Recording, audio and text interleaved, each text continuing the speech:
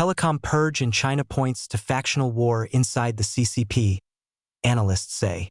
Chinese authorities have placed at least 6 China Mobile executives under investigation in the past month, the latest wave in a sweeping purge of the state-owned telecom system.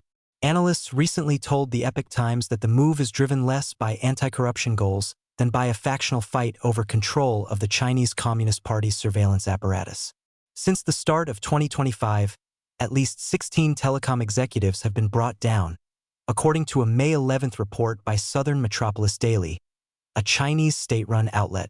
Those investigated include group-level deputy general managers and the heads of provincial branches. The anti-graft campaign has touched all 3 major carriers, China Mobile, China Unicom, and China Telecom, and has reached from corporate headquarters down to municipal subsidiaries. The pace has accelerated in recent weeks.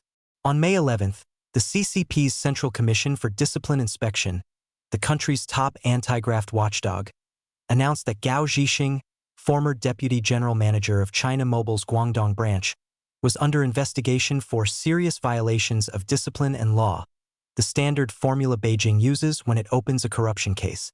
On the same day, Chao Jianghong, former general manager of the Infrastructure Engineering Office at China Mobile Sichuan, was also placed under investigation. The next day, the Discipline Inspection Commission in Hezi, a city in Shandong Province, announced on its WeChat account that 2 more China Mobile officials at the Hezi branch, Lu Lujuan, former vice chairman of the labor union, and Li Guojia, former deputy manager of the Government and Enterprise Customer Center, were being investigated for alleged violations of discipline and law.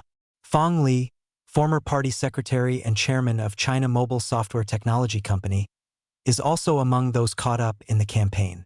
The pattern has prompted observers outside China to question whether the purge is really about graft or if there are other underlying motives. Behind the purge, Xin Mingxi, a research fellow at Taiwan's Institute for National Defense and Security Research, told the Epoch Times that the telecom system has long been among the CCP's most politically valuable assets.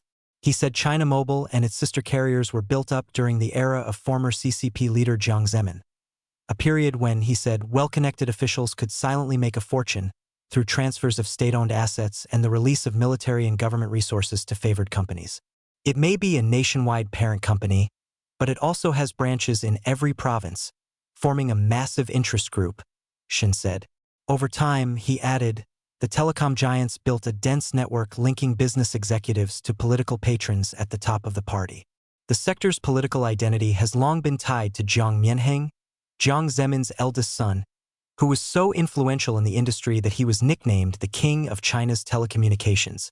The telecom system has historically been viewed as a stronghold of the so-called Jiang faction, the loose network of officials and business figures who rose under Jiang and have come under repeated pressure during current leader Xi Jinping's years in power. Tong Jingyuan, a US-based China affairs commentator, told the Epoch Times that the current wave of investigations should be understood within the framework of an ongoing power struggle among top CCP officials. The basic reality of today's CCP political landscape is that Xi Jinping's faction and anti-Xi forces are locked in a struggle over key power centers, Tong said. Many officials now seen as Xi loyalists originally rose under Jiang and switched allegiances only as Xi consolidated power, Tong noted, adding that as the political winds shift again, those same officials could find themselves on the wrong side. This large-scale cleanup of the telecom system looks more like anti-Xi factions moving against officials associated with Xi, he said.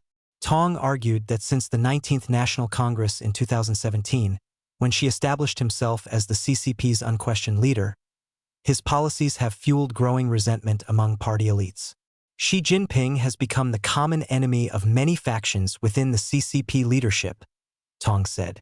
Both analysts said telecom matters so much in these fights because the system controls far more than phone lines. China's carriers run the infrastructure that handles communications, user data, and the surveillance feeds Beijing relies on to monitor its citizens. Whoever controls the telecom system controls surveillance and information about nearly all major national resources, Tong said. In high-level factional struggles, this is a system no one can afford to ignore. Shun said the telecom sector's strategic value to the CCP means whoever controls it holds significant political leverage. He added that he sees no sign the purge will ease soon and that the leadership may push forward, even at the cost of disrupting the companies themselves.